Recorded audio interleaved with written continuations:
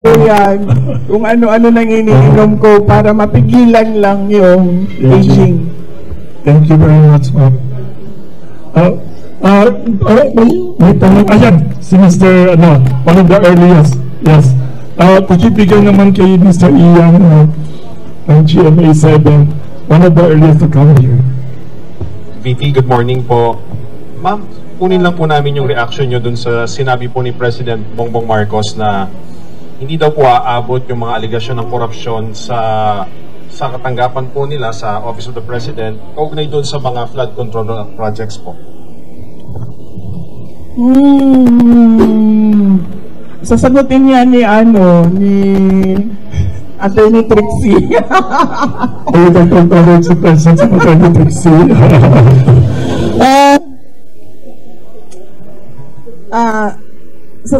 Sa ganitong ongoing pa yung investigation kuno at inquiry kuno, sobrang magtataka ka bakit confident yung Pangulo na hindi aabot sa Office of the President yung iskandalo at yung corruption.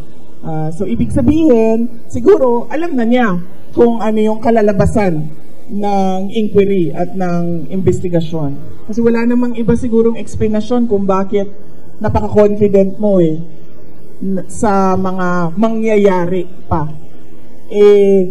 Wala pa akong nahanap na tao na alam kung ano yung mangyayari bukas. Siya pa lang,